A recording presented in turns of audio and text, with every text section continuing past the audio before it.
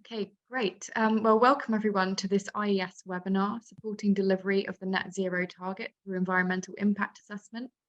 We're delighted today to be joined by Joanna Wright. Joanna is a director within LUC's environmental planning team and an EIA specialist with an MSc in EIA. She has almost 30 years of experience with LUC, which has included involvement in a wide variety of EIA projects, EIA research projects at the national and European level, and independent EIA reviews and the preparation of related guidance. After Joanna's presentation, you will have the opportunity to ask questions, so please do submit these in the Q&A option at the bottom of your screen. You can do this at any point during the presentation, and I will then read these out on your behalf later on.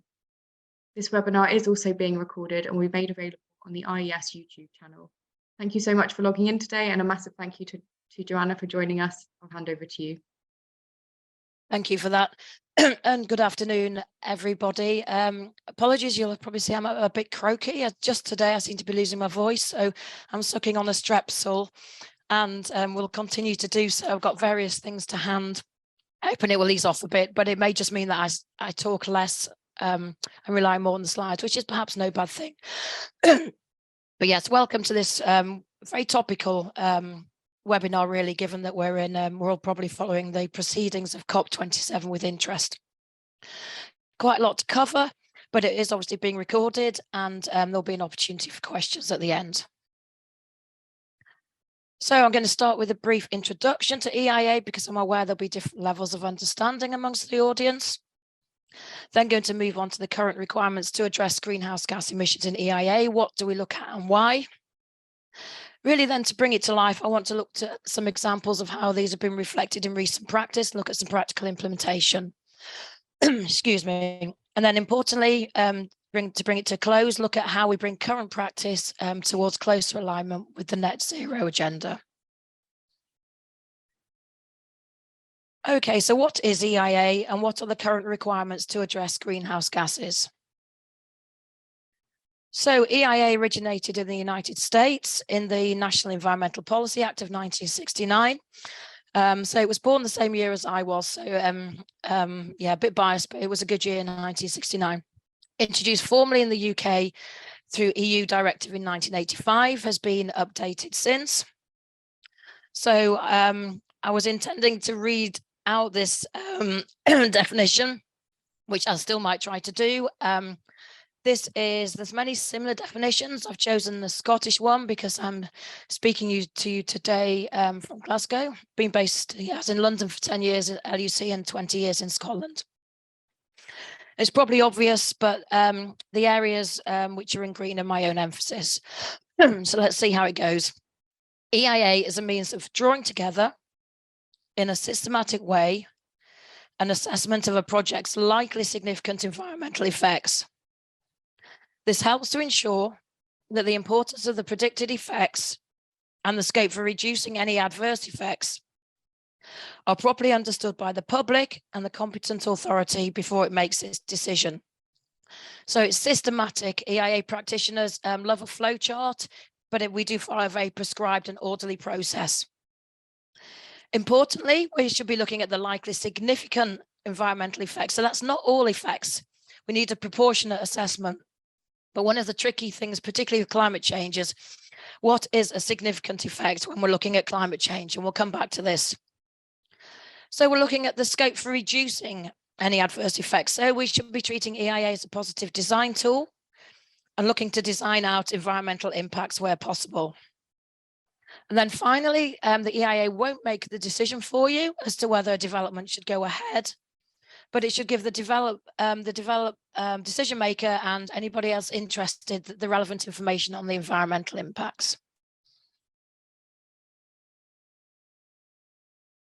So when is it required? We work with still at the moment with the EU regs as adopted in the UK, 2 lists, Annex 1 mandatory. So EIA has to be done for these projects. These are the big hitters, such as your motorways, your nuclear power stations, your airports. Annex 2, there's a list of project types used as a guide. For example, it's got wind farms, housing developments, tourist developments. And here you go through what we call a screening process, and you look at the nature, which is what type it is, the size thresholds and location to ask, will an EIA be required? So not all projects under Annex 2 require EIA, you screen them. For example, there's a half-hectare threshold for housing developments. And if things are located in what's defined as a sensitive area, it will need EIA. Let's try a swig of water. So, yeah, that helps a bit. Implemented in the UK through a series of regulations, different regulations for different types of development. We've got planning, energy, transport, forest, land drainage, for example, and the devolved administrations have their own. There are a number of topics that require consideration. They're defined in what is really a bit of an old-fashioned way. We talk about population, human health, flora, fauna, land, water, air, cultural heritage, landscape. And then so to decide what you need to look at in your EIA, you request a scoping opinion. If you want to, it's an optional on what to include. So the directive is regularly updated, most recently in 2014, and that was still relevant to us. Post Brexit, it's anybody's guess, really. The government's quite keen to move to an environmental outcome report, because basically environmental outcomes are a lot more sexy than talking about doing assessments and appraisals, which just sound very clunky and bureaucratic. But really, to get to an outcome report, we're not really sure how you can do that without doing the assessment first. So practitioners are worried it might lead to an extra stage and not streamlined, but watching with interest and engaging in debates. So why consider climate change? So this is the latest directive, 2014. And in, this is when climate change came in. And the reason for this is set out in the preamble. Over the last decade, environmental issues such as climate change have become more important in policy making. They should therefore also constitute important elements in assessment and decision-making processes. So you can't just talk about policy in climate related to climate change without actually looking at what happens when you implement projects on the ground. Also, climate change will continue to cause damage to the environment and compromise economic development. In this regard, it is appropriate to assess the impacts of projects on climate. For example, greenhouse gas emissions, their vulnerability to climate change. So just stepping back, really, it would be crazy to think that you could conduct a robust environmental impact assessment to look at the impacts of a development over the next 30, 40 years and completely ignore climate change because it's so relevant. Climate change has impacts of its own. It can make other impacts worse, and new development can influence our ability to adapt to climate change.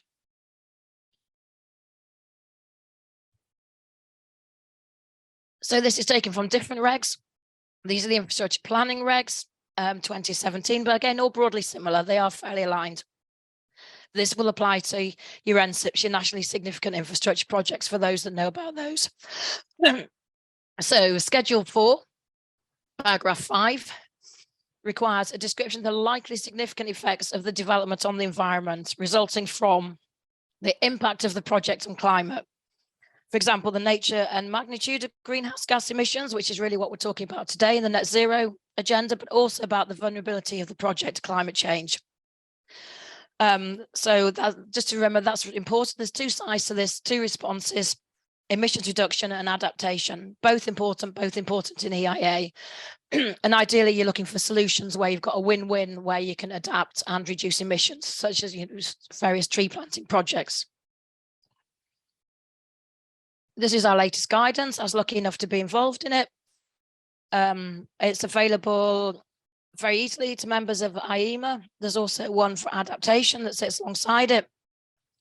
If you're not a member of IEMA, you can still get it. I think you go into the website, search for it, and there's a form that you fill in just to say what, give your details, why you want it or something. So it is available to everybody if you want to have a look at that.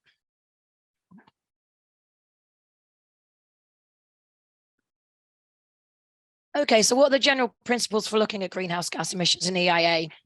We touched earlier on these screening and scoping processes, this kind of constant sieve to identify what's important.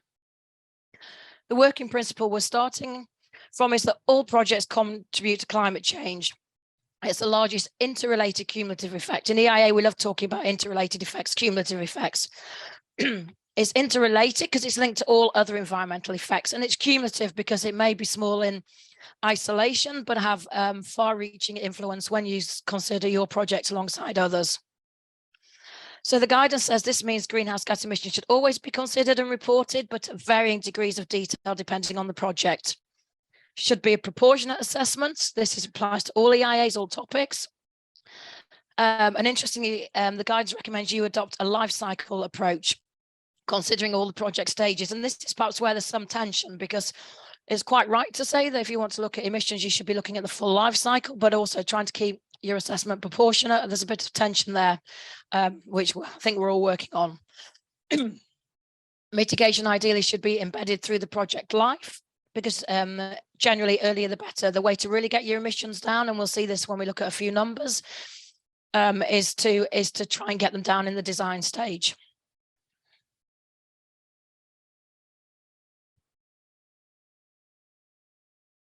So you'll see here the different emissions. We're looking at direct, indirect, embodied. Direct, for example, vehicles and plants during construction and operation. We tend to talk about use carbon dioxide as a shortcut, but other greenhouse gases are available. For example, nitrogen oxide. So it's not obviously always carbon. Look at indirect emissions arising from the demand for energy produced using fossil fuels. And we also look at embodied carbon as a result, for example, of the extraction and manufacture of materials and their fabrication and transport to site. So this is your life cycle analysis. Yeah, should you be wondering, is it tricky? Yes, it is. Just briefly, something else that is tricky. What is an indirect effect? You're probably, for example, with controversial developments such as the third runway at Heathrow and climate change, people are saying it's not just about the runway, it's about the planes that are going to use it. So where do you draw the line when you're talking about your emissions from a project? Where do you stop? So this was an interesting case law for those that might be interested. It was to do with oil extraction. There was a legal challenge from objectors to the scheme that said that the EIA should not just look at the oil extraction, but it should also look at the greenhouse gas emissions from the future combustion of the oil. So the fact that this would be used in fuel for driving cars. I perhaps won't read out this next bit, you can see it for yourself, but basically, yeah, the inspector ruled that there is no requirement to assess matters which are not environmental effects of the development or project. So a bit of a grey area, but basically saying, no, this would be taking it too far. Okay, now I'm keen just to really look at two projects that I've been involved in recently, just to bring it to life. First one, Wimbledon Tennis Club. You probably all know it's located southwest London. You may be aware of the proposals to expand. And this is basically to expand the tennis grounds onto what is an existing golf course, which borders. I don't know how easily you can see that figure, but it is to expand eastwards onto the golf course. So there's new tennis courts, but there's other infrastructure, new buildings, associated landscaping, a number of components. It's fair to say controversial.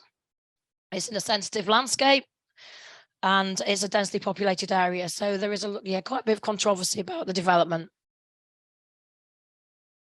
This is another one been involved in recently, and sadly it's had quite a lot of press recently because the company is facing going into administration because it can't get the funding.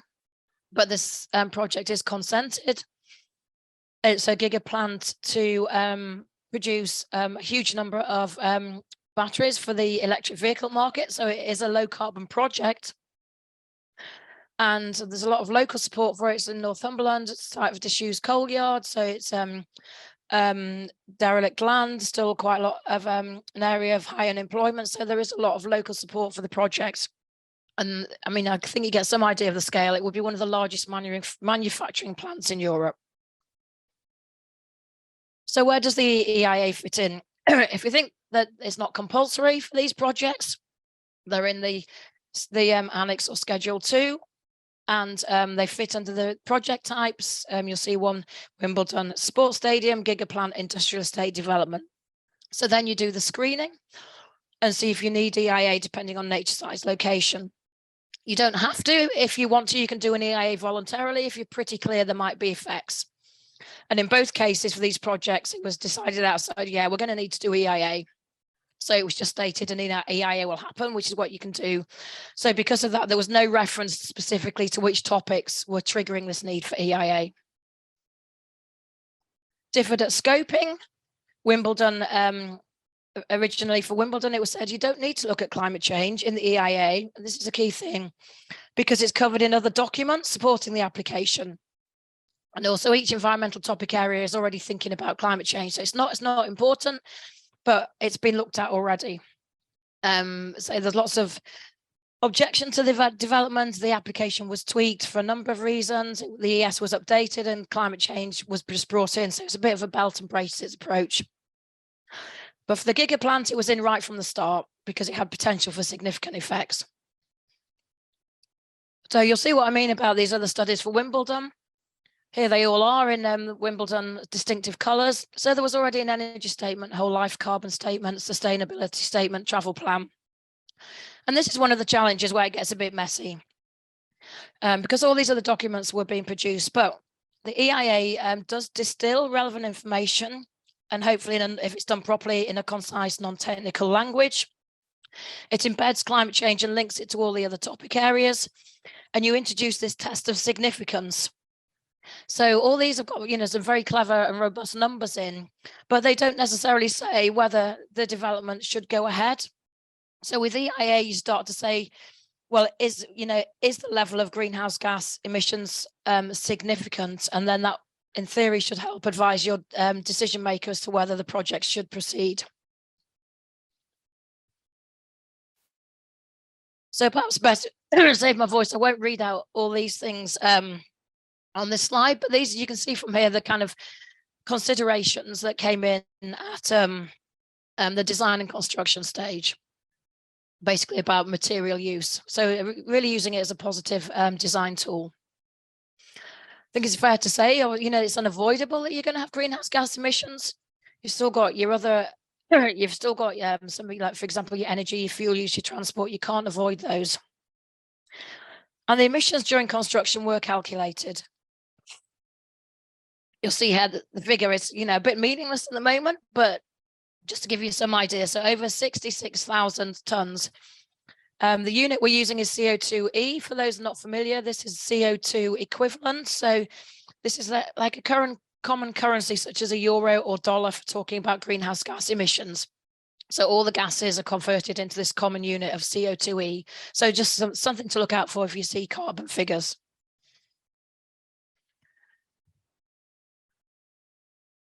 Again, I won't read this out. It's probably as painful for you to listen to me as it is for me to speak.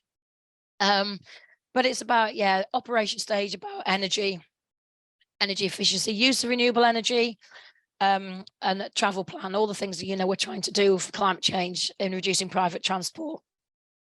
I think, interestingly, the total operational emissions, so that's 82,000. So that's over the whole lifetime of the development. And if you remember, we had 66,000 just during construction. I think it does show how important that design early stage is for getting your emissions down. Because this is 82, it's a lot, but it is over the lifetime of the development, and there's scope for these to come down and down and down as with further technological advancement. But Wimbledon, they want to build it very soon, so those emissions will happen. So because there are emissions, because of where it's located, there's a requirement to offset those by contributing to a local carbon offset fund, because that's a policy that's in the local development plan. And then if anybody's interested in that policy, I suggest, you look at the London plan and you'll find it. Right, I'm just going to take another strepsil before I go on to but show you something that you can maybe see for yourselves. This is a sticky one. So Gigaplant also has supporting studies. Bit different sustainability framework with 10 key sustainability themes. You'll see under 10 there. So those were the sustainability themes. So there was a target performance for each of those to be compliant, meet best practice, or aspirational. So we drew on this document for the EIA. Very useful, but a bit tricky when you start to talk about aspirational, because in EIA you can only robustly bring down your level of impact if you've got a commitment that something will definitely happen. So it's good to have aspirational, but we couldn't really take account of those. Again, I'll spare you me reading all this out, but you'll see similar things all about the materials that will be used. And some of you may be familiar with the tool BIM, but that was used, and that's great because, you know, if you can bring down, there's all sorts of benefits to efficient design in terms of, you know, your cost and everything else. So it, you know, often these factors will work together. I think the thing that maybe for me to point out is that we only looked at greenhouse gas emissions from construction, and that was okay. You can't always quantify. We did our best, but there was a commitment to meeting indicators for energy and embodied carbon as the development progressed. So some of it was quantified now, some will be quantified later. Same here for operation, really about energy, it's about transport, and it's about waste management. And a link here with circular economy, so a nice alignment between carbon management and what we try and do through circular economy principles. And again, we only quantified the emissions from operational vehicles. That's all we could do at the stage. That stage is worth saying this preceded the most up-to-date guidance from IEMA. So we'll come on just to look at that as we look at finish with alignment with net zero. But, you know, if we was to start this project now, it may be that we'd have to make more effort to quantify some of those emissions that we didn't quantify originally. Okay, and then just finally in the last 5 minutes or so, I think the voice will hold out. Just want to turn and look at how we move towards closer alignment with the net zero agenda in EIA. And I think there's two things. One, we need to tie in this test of what is a significant effect with the net zero agenda. So because the UK has legally binding targets to achieve by 2050, let's put to one side what's happening and whether we will. It has these targets. So if we make our test of a significant effect, if we tie that in with net zero, then that really brings the net zero alignment agenda in to EIA. But net zero is a number. So this to reach a number, we need more quantification. So in terms of significance, the guiding principle of the first draft, the first version of IEMA guidance was that all effects were significant, which is helpful to a degree. And actually that's still in the latest guidance. It's the working principle, so you can never ignore them altogether.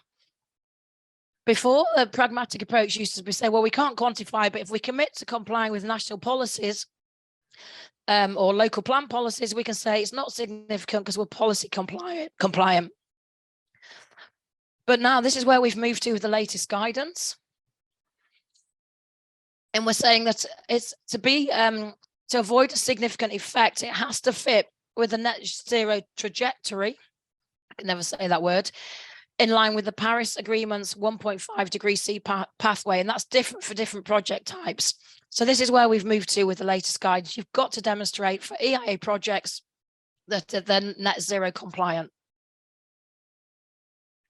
We're actually, the working group has been, after a year, is just heard that it's going to be reconvened to look at how it's been implemented in practice, because it's not easy, and just to see how it's working through and whether it could provide more guidance on that. But really, just to finish and touch on the quantification, this is some research we carried out in 2020 for a Scottish organisation funded by Scottish Government, Climate Exchange. If you're interested, you'll find the research on the website there. Just search for EIA. We covered SEA as well, and I know there was a colleague of mine gave a webinar on that last week or a couple of weeks ago. Just going to talk about EIA today, but the Scottish Government wanted to know what existing mechanisms were in place to help monitor progress against emission reduction targets. What do we already have that's collecting numbers? So this is what we looked at. What numbers are being collected in SEA and EIA? So in the EIA aspect, we looked at 10 projects, and these are then we had to reflect the kind of development that's pretty common in Scotland at the moment and pretty reflective. So You see wind farms, quite a lot of, there's been quite a lot of road projects, mining, forestry, marine, mixed use, recreational. And these are under a range of different consenting regimes. You said before that there are energy ones, there are planning ones, there are transport ones. So we looked at these 10 case studies, and you can find out more about them in the report. And again, perhaps I won't read this out, but you'll see within these 10, we looked at all these different stages, what was quantified. But it's important to note that we actually sought out 10 examples which did address greenhouse gas emissions. So this it's not necessarily typical. We looked at a lot of projects where they'd scoped it out or hadn't addressed it. So it's probably not typical practice, but then of course we also had to be projects that had been consented. So it was early days. So I think if you took some projects now and looked at how they would be, it would be a high level, but at the time this wasn't representative. So really quantification is aided by two factors. If you've got projects and there's a lot of them going on, and they've got similar construction activities, there'll be existing data upon which to draw on databases that have these standard emission factors that say, if you want to use this, and this is how many emissions, so you multiply that by the unit, your quantity. So if it's a common type of project, it's probably easier to quantify. It's also easier to quantify if primary quantification has already been undertaken. If you've got a quantity surveyor who's costed up a project and can tell you the number of bricks that need to be used and moved about, then you can then translate that into carbon emissions. If you've got a transport modeler who's saying, okay, you have these vehicles in construction and they're going to move approximately this far. Again, you've got a number, you'll be looking at air quality, emissions for air quality. You can also then look at carbon emissions. So if somebody else has already done some hard number crunching, you can take it and look at the carbon emissions. So majority use a standard tool to calculate emissions. This is where Transport Scotland, there's one for wind farms. So I said, if there's a development, there's a lot of them, there'll be a standard tool. But importantly, the quality of the output is reliant on data and any assumptions. And because this is you don't know whether these developments are going to even go ahead. So it's an early stage. So the assumptions might be considerable. So you have to be aware of that. And there's no evidence of assumptions particularly being queried, often because the decision makers don't have access to the expertise to challenge. So just to wrap up with my croaky voice, I'm on time, you'll be relieved to know. So what next in supporting delivery of the net zero target through EIA? We need to get better at quantifying project level greenhouse gas emissions. There is a lot of good practice out there. We need to share it. We need to capitalize on it. Look at the existing tools we've got and say, okay, this was developed for roads. Can we use it for, for other transport projects or other linear projects? This was for wind farms. Can we use it for solar or energy storage? And be prepared to accept that challenge is good and not to be afraid of this. We also need to consider EIA's significance in the context of the government's net zero commitments. So it's not about the magnitude of emissions in isolation. It's not about that number, that 66,000, that 88,000. It's about how that fits, with this word again, the trajectory for net zero. So different type of projects could have the same level of emissions, but will sit different on their own trajectory. So you could have one project with 66,000 that's not significant and another project that is. And importantly, it might not be enough to simply meet existing policy and regulation, because if this is shown to not be consistent with net zero commitments, either because it just isn't, or the time lag it's not got there, then we'll say, okay, you do comply with policy, but you've got a significant effect, you're not compliant with net zero. Thank you. So made it, so apologies for that. In all my days, in my 30 years, I've never had such a croaky voice.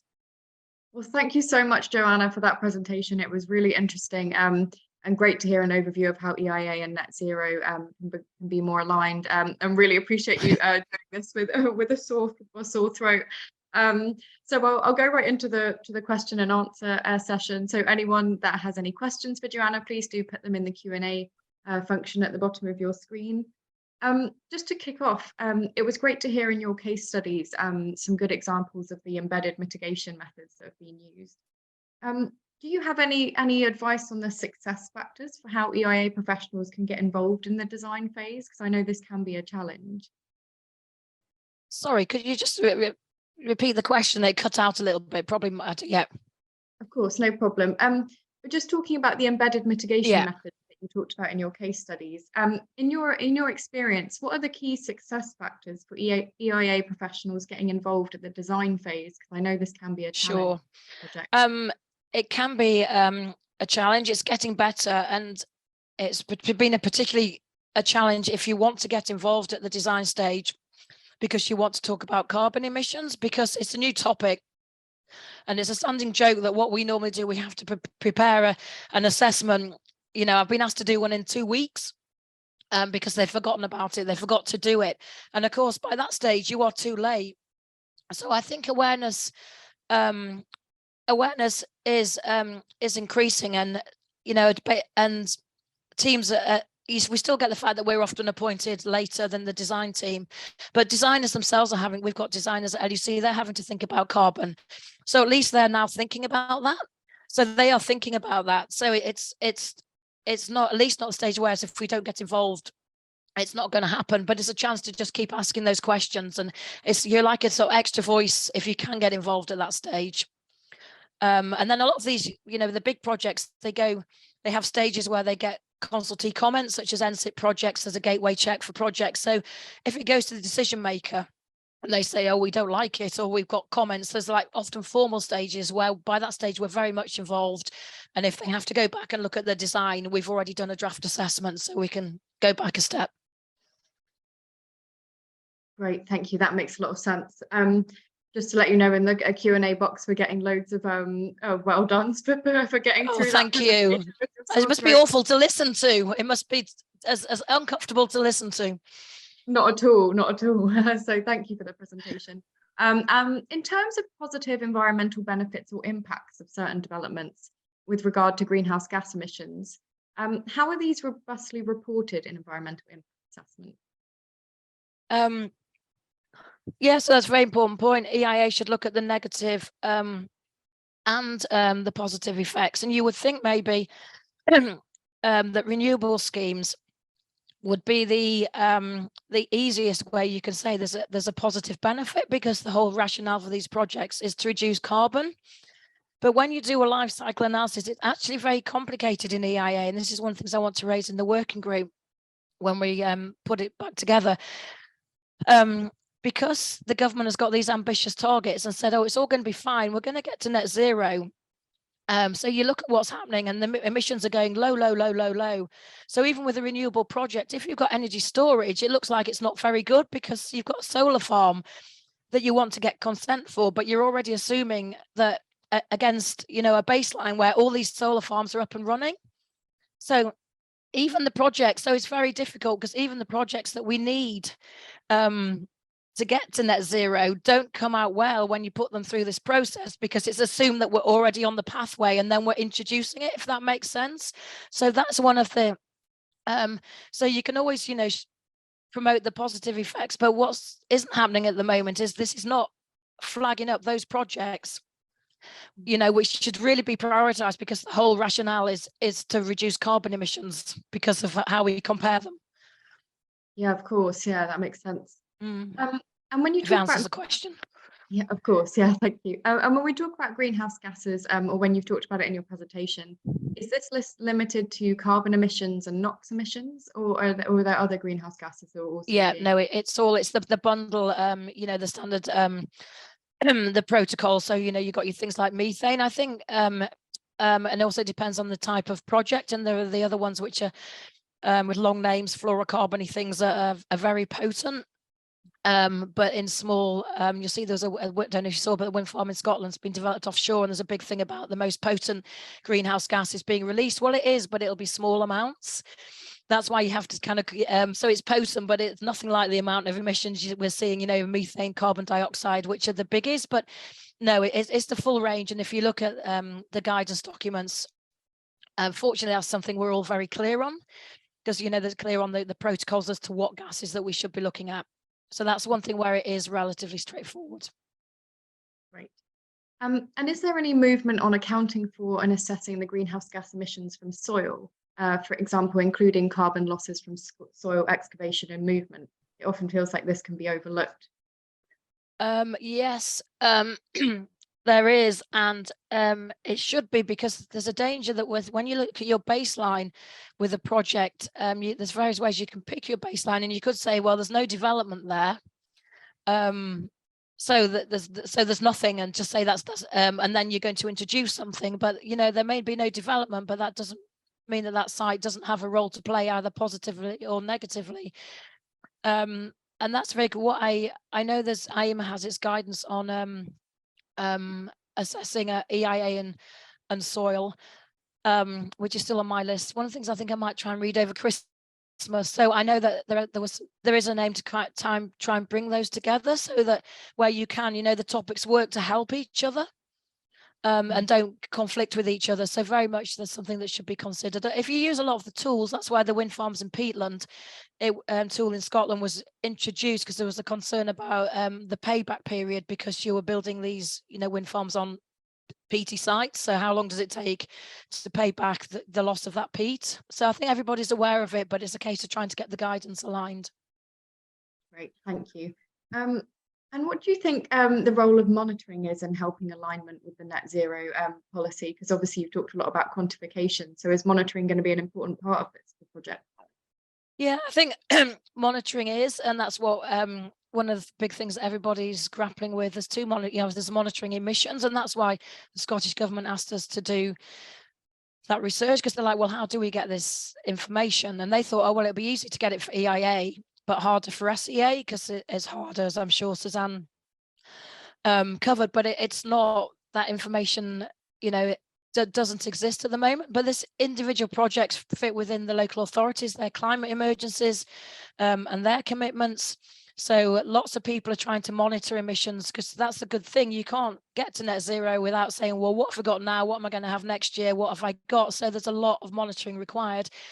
In terms of EIA, if there are any measures that relate to climate change, mitigation or adaptation, or any other mitigation, you try and write it in a way that it can then be put into a planning condition or a condition on the consent, so that then you said this will happen, and then it will happen, and then hopefully your conditions to that consent also have the monitoring requirements. So there's monitoring anything commitments, and that happens through that process. And then there's a whole lot going on to try and, will it be perfect? Far from it, but we've committed to this target, so we're going to have to try and monitor, and we'll get better. We're getting better already, and we'll get better in future. Great, thanks. And if significance is assessed on a trajectory towards net zero, as you discussed, does this mean that short-term emissions, for example, from construction, are less important than operational emissions in the future? No, I think because you do, but this is where your life cycle comes in. So what the EIA guides, it's not trying to invent something that's different to what other people are doing and doing very well or battling with, because it's very complicated. So it doesn't say this is how you do it. What it says in the guidance is there are lots of tools already trying to capture capture emissions, and they're actually trying to capture it. They actually go beyond EIA, because other topics in EIA wouldn't necessarily go to the, what materials are you using. So this is actually stretching it out to its full and going beyond what you do on some of the other topics.